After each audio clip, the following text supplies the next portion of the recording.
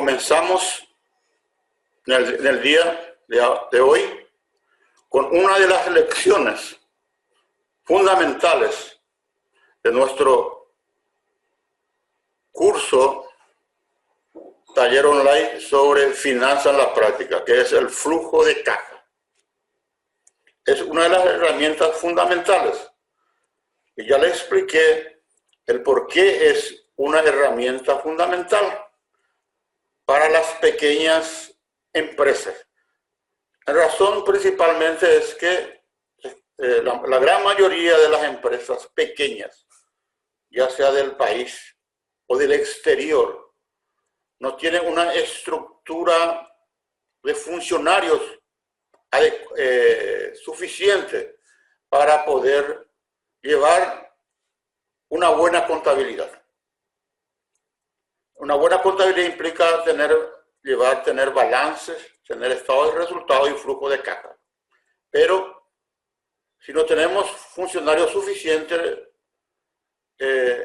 o tenemos informaciones muchas veces atrasadas, muchas veces incompletas, y eso hace que esas informaciones sobre balance y estado de resultados prácticamente no tienen utilidad para la gestión financiera de una empresa. Y como sabemos, el flujo de caja no es más que una imagen de las entradas y salidas de dinero de una empresa. Hacer el control diario de cuentas, por ejemplo, el anotar las entradas y salidas en un cuadernito tipo universitario, no sirve de nada si no podemos hacer un análisis de las cuentas. De nada sirve registrar uno a uno si no podemos, por ejemplo, ver cuáles son los gastos más representativos, ver las posibles causas del déficit de caja. Si la empresa está teniendo superávit o déficit de caja, si podemos ir a una entidad financiera y asumir un nuevo préstamo y tenemos la posibilidad de decir que podemos pagarlo. Si vamos a tener holgura o aprieto de caja en los próximos días o meses. O tal vez la parte más sofisticada, hacer la planificación financiera en el mediano plazo, o sea, hacer la proyección de las ventas y los gastos, ya sea variables y fijos, e inversiones para el futuro, para 4 a 6 meses o un año. Eso no implica hacer la proyección de cuentas por cobrar y a pagar. Eso no es planificación financiera.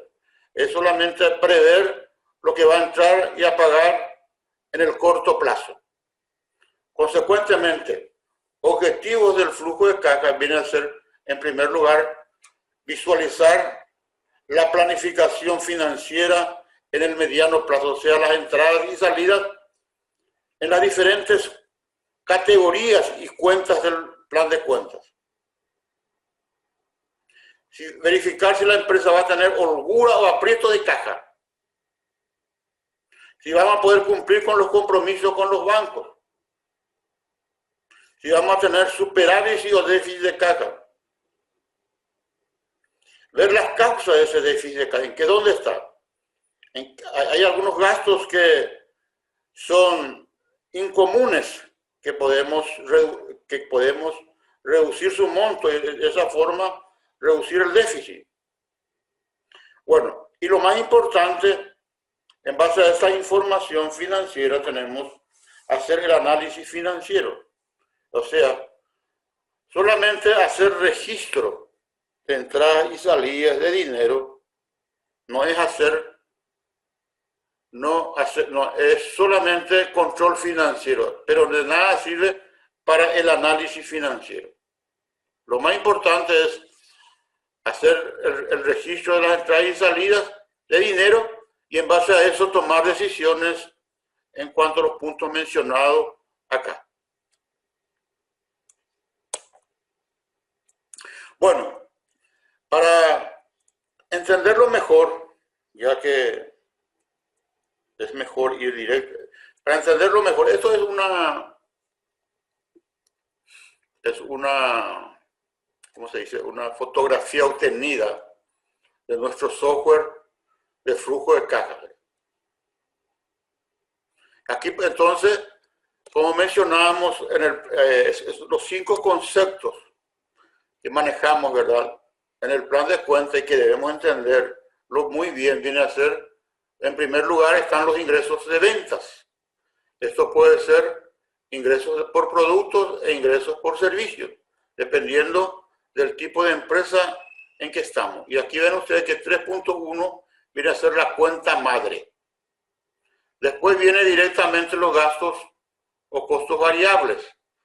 Aquí es el 4.1, es el costo tributario. 4.2, costos con proveedores. Con el proveedor 2, costos por comisiones, 4.4, y 4.5, otros costos. Estos pueden variar. Esto podemos adaptarlo a la empresa en particular. Y de la resta de ingresos por ventas en dinero, con los costos variables en dinero, obtenemos lo que se llama margen de contribución.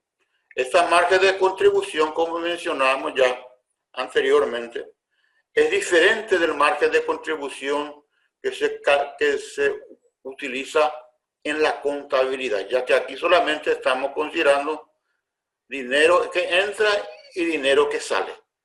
Sin embargo, en la contabilidad que utiliza el sistema de lo devengado, ingresos por venta vienen a ser ingresos ya sea en dinero o a plazo. Por solo hecho de realizar las ventas ya tenemos el ingreso por venta independientemente del cobro. También los gastos variables, independientemente de incurrir en esos costos variables, independientemente del pago, nosotros ya consideramos como costos variables. Vale también para los costos fijos. Aquí tenemos las diferentes categorías de costos fijos. Gastos por transportes, o sea, podemos, por ejemplo, si es una consultora, tener pasajes, combustible, estacionamiento, otros gastos de transporte. Gastos de alimentación de nuestros consultores, gastos financieros, la tarifa bancaria, tarifa operativa de tarjetas, intereses bancarios y otros gastos financieros. Esto es diferente de las transacciones no operacionales. Esto se refiere a gastos financieros para poder ofrecer el servicio. Esto es diferente de las salidas no operacionales. Estamos hablando aquí de gastos por tarifas bancarias en que nosotros incurrimos directamente en ofrecer, en vender o ofrecer el servicio. Esto hay que atenderlo muy bien, ¿verdad? En la práctica, poder diferenciarlo bien, los gastos financieros fijos de los gastos no operacionales, con las salidas no operacionales. Esto es un punto que tenemos que tenerlo muy en cuenta. Tenemos gastos de personal. Lógicamente acá tenemos que mencionar el salario de los funcionarios y una cosa muy importante que vimos ya en las primeras lecciones, que es el salario de los socios. Ahí vimos que era necesario que los socios, como cualquier funcionario, tengan un sueldo. No ir a la empresa, y como es suya la empresa, retirar el dinero para gastos de personal. Eso es en el negocio. Eso es como si fuera a utilizar a la empresa como un cajero electrónico. El socio debe tener un salario como cualquier funcionario y debe vivir de ese salario. O sea, tiene la parte de IPS, lógicamente. IPS para los funcionarios, muchas veces tenemos que prever la parte de indemnizaciones y otros gastos con personal. Aquí el IPS viene a ser la parte de aporte patronal. Bueno, es importante entonces esto, los gastos de personal, los gastos con servicio de tercero, al contador, al abogado y otros gastos de terceros. Estos son gastos fijos. Lo importante es, aquí como mencionábamos anteriormente, principalmente en los gastos financieros, hacer una buena distinción de lo que es salidas no operativas con las salidas, con los gastos financieros que están dentro de los gastos fijos. Después tenemos otro gasto, además tenemos los gastos de mantenimiento de equipos, los gastos administrativos.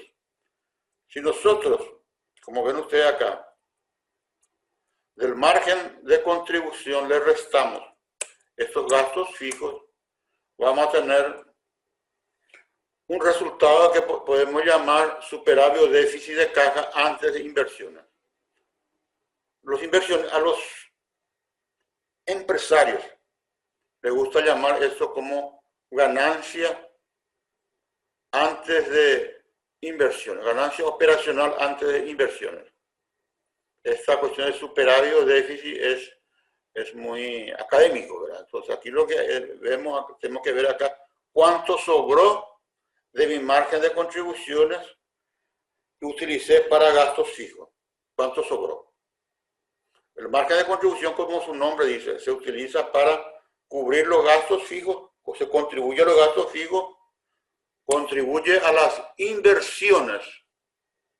Ya vimos también que es la cuarta categoría de cuenta y que se refiere a gastos que se hace y que no se refiere al día a día, pero se realiza esos gastos para poder mejorar la rentabilidad de la empresa. O sea, capacitar desde el punto de vista de desarrollo empresarial, por ejemplo, la capacitación de los funcionarios para poder venderlo mejor. O directamente contratar a una consultoría, ya sea una consultoría de marketing o una consultoría financiera para mejorar la parte de gestión financiera. Las inversiones en bienes materiales, compra de equipos, compras de equipos informáticos. Entonces, estos son inversiones. Se realiza si uno tiene dinero y su objetivo básicamente es para mejorar el retorno de la empresa. Y lo más importante aquí está bien hacer las inversiones de marketing. Es decir, en papelerías, con la agencia de publicidad, en nuestro sitio, la propaganda a través de Internet. Esto está muy en boga ahora. La gran mayoría de las empresas ya recurre a través de una promoción por intermedio de Internet. Email, promociones de sitios, y con eso trata de venderlo más. Y ahí tenemos, lógicamente, como resultado, la ganancia operacional de la empresa. Esta es la información más importante para una empresa. Aquí, lógicamente, lo ideal sería que este resultado sea positivo. Solamente en casos muy excepcionales y por un periodo muy corto esto puede ser negativo. Si esto se alarga en el tiempo, la empresa está ya tildado a la quiebra. Entonces, esto solamente en casos de muy corto plazo y excepcionales. Es negativo. Siempre debe ser positivo. Lo único que podemos dejar aquí hacer es no invertir. Y en este caso, si no invertimos, lógicamente, vamos a tener una ganancia antes de inversiones, que tiene que ser positivo en todos los casos, porque esto es el resultado de una empresa de vender, llevar en cuenta los costos variables y los gastos fijos. Entonces, por último, entonces tenemos en el flujo de caja las entradas y salidas no operacionales. Tenemos las entradas no operacionales como entradas con las inversiones que realiza un tercero, entradas con préstamos, entradas de dinero de socios y otras entradas no operacionales. Y como salida tenemos el pago sobre las inversiones, el pago a los préstamos, el pago a los socios en concepto de dividendos y otros pagos no operacionales. Normalmente, cuando hablamos de socios, el capital ya no se devuelve, ¿verdad? Eso ya queda en la empresa. Lo único que se hace es el pago de dividendos. Y este viene a ser la ganancia neta. Pero como me le mencioné en esta presentación, la información más importante es la ganancia operacional, ya llevando en cuenta las inversiones, y que se espera que sea positivo, y si es negativo debe ser un aspecto bien coyuntural. Bueno, esto nosotros podemos ver en nuestro software. Está solo los efectos de repasar. Acá tenemos, en el tilde la parte de flujo de caja. Como les mencioné, este software está en portugués, pero los títulos, pero las cuentas, como ven ustedes acá, son en español, guaraní.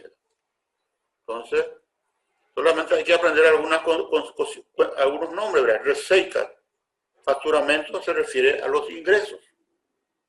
Aprender eso no cuesta, no es mucho. Flujo de caja ya es prácticamente similar a flujo de caja. Entonces acá están las ventas. Esta sería una empresa típica comercial, ya que para registrar que tiene varios productos, ¿verdad? Entonces para registrar los ingresos se lleva en cuenta la venta en dinero, la venta en tarjeta, puede ser también la venta a través de otra herramienta, como sería de facturas. Aquí en otros países tiene otro nombre, acá nosotros le llamamos venta a través de factura, ¿verdad? Tenemos también, puede ser venta en tarjetas de débito, etc. Cuando es venta en cheque ya es dinero, ¿verdad? Entonces esto se registra como dinero. Bueno, después de eso, después de la receta, entonces viene a los gastos variables en el punto 3.2. Esto, como mencionábamos, esto ya viene en forma automática. Nosotros vamos a ver, cuando analizamos el libro diario, nosotros vamos a ver que ahí es lo que se trabaja, como se dice, ¿verdad? Ahí se hace el registro de las entradas y salidas. Y esto ya sale en forma automática. El flujo de caja es un producto automático. Es decir, y todo depende del plan de cuenta, como mencionamos, ¿verdad? Los costos variables, después vienen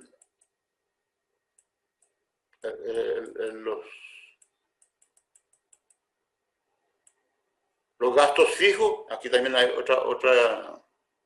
otro nombre un poco diferente, que es la despesa fija. En este caso son los gastos fijos, pero las cuentas ya están en español, ¿verdad? No hay problema, ¿verdad? Por último tenemos las inversiones, le llaman investimento también. Está un nombre muy parecido a las inversiones, se llama investimento, pero las cuentas, como mencioné, ya están en español. Y por último tenemos las entradas no operacionales y las salidas no operacionales. Esto, como le mencioné, ¿verdad?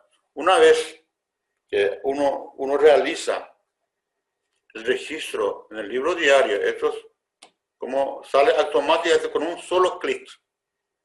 Es por eso que en los primeros días del mes siguiente, el día 1, y nosotros tenemos al día nuestro libro diario, nosotros podemos obtener todas estas informaciones con un solo clic, abriendo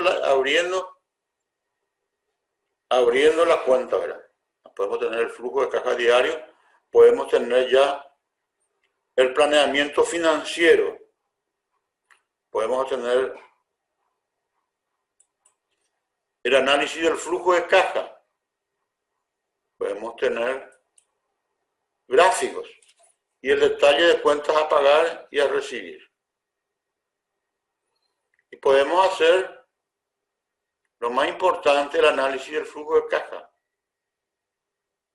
Esto vamos a ir viendo ahí en lecciones posteriores, para no agotar todo eso en una sola vez. Entonces, acá lo importante es, volviendo a nuestra presentación,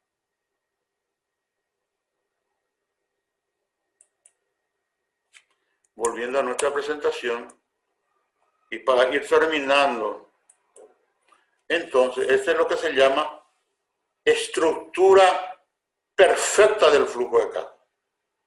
Esto no se ve en la gran mayoría de los sistemas que están en el mercado.